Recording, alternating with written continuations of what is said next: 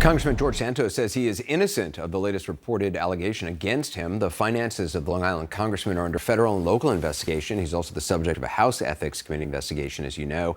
Now he's accused of orchestrating a credit and debit card skimming operation in Seattle involving ATMs back in 2017. Randy Kaye has details. I was an asset in helping take down a ring of criminals. New York Congressman George Santos denying allegations from a man from Brazil, painting him as the mastermind of a credit card scheme. I'm innocent, never did anything of criminal activity, and I'm no mastermind of it. Santos's claims of innocence are in response to this sworn statement by the man Gustavo Ribeiro Trella. In his declaration, first published by Politico, Trella alleges that Santos taught him how to clone ATM and credit cards, and that the two had agreed to a 50-50 split of proceeds. Trella wrote in the declaration, "Santos gave me at his warehouse some of the parts to illegally skim credit card information. Right after he gave me the card skimming and cloning machines, he taught me how to use them." Trella has reportedly submitted his declaration to the FBI and other federal law enforcement officials. Santos, meanwhile, told reporters today he wasn't the organizer, but the guy who helped crack the case. Then I cooperated with Secret Service, FBI, everybody that asked for my help, got information for them, got everybody arrested and deported. I'm not the mastermind of the story. This all goes back to 2017, when Trella pleaded guilty to access device fraud in Seattle, federal records show. Trella had been arrested after using a credit card skimming device and electronic camera on ATMs to steal credit and debit card numbers, as well as ATM PIN numbers, according to court documents. Politico reports that in 2016, a year earlier, Trella had rented a room in Santos's Winter Park, Florida apartment. When asked about this, Santos quickly distanced himself from Trella. It was never my roommate, never lived with me. I saw him maybe a couple of times in my life. Yet back in 2017, according to audio obtained by CNN, Santos appeared in court on Trella's behalf. At that court hearing, Santos described Trella as a family friend.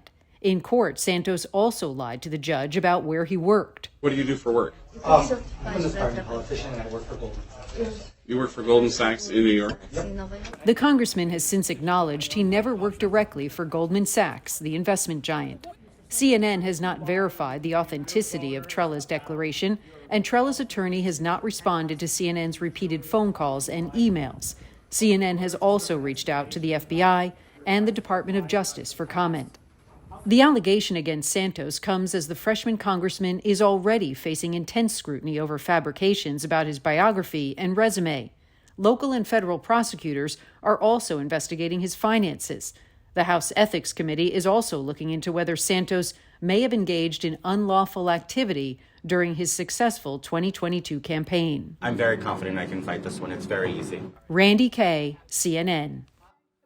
A group of New York Republican congressmen recently introduced a bill that would ban House members like Santos from profiting off book, movie, or TV deals if indicted or convicted of certain crimes like financial and campaign finance fraud. Just before airtime, I spoke to one of those members, Congressman Brandon Williams, who has also called for Mr. Santos to step down. Congressman Williams, I appreciate you joining us. I'm wondering what your reaction was to these allegations that Congressman Santos was involved in this credit card scheme.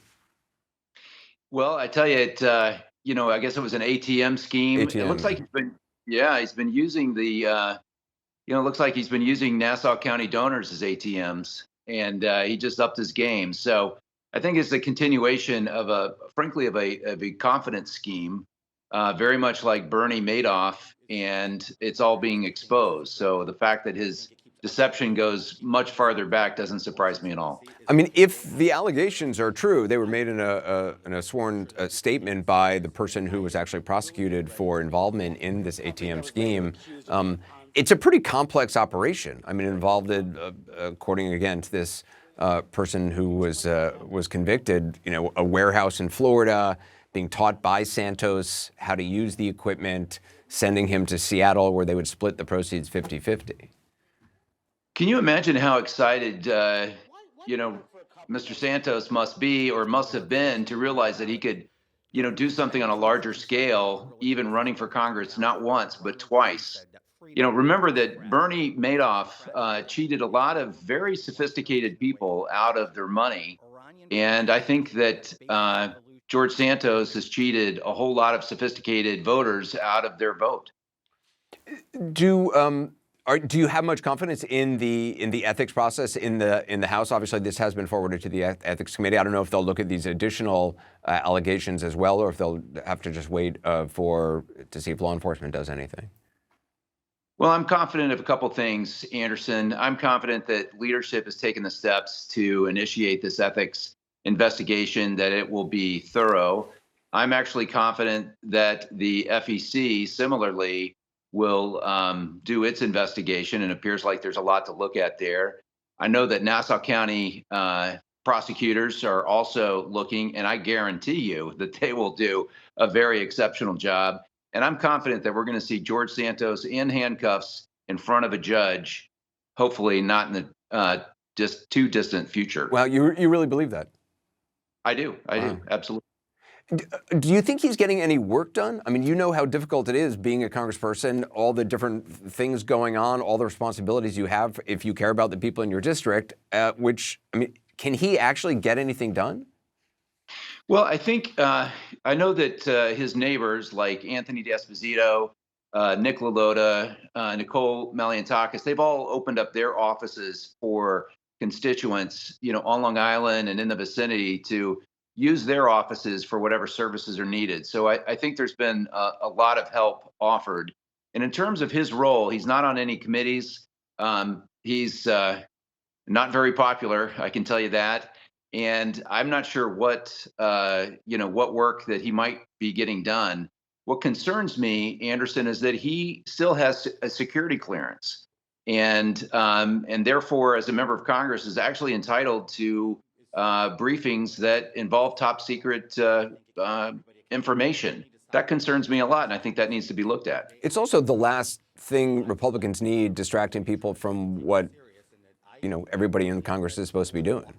Well, I would say the issue that I'm most concerned with is that the people of Nassau County are the victims here, and they're victims because they were defrauded out of the right to be represented. I think the House is also the victim, and so those are the things that are sort of top of mind when I think about what's happened with George Santos. Do you run into him at all? I mean, have you said anything to him ever? I bumped into him on the floor, and I have to tell you, it's awkward because he was part of the New York delegation. I never met him in person until we were in orientation. My wife and I extended the hand of friendship as we did to all the new members, and it was within probably a week or two that the wheels started coming off, and I found that pretty disappointing. Yeah. Well, Congressman Williams, I really appreciate your time tonight. Thank you. Yes, sir. Thank you.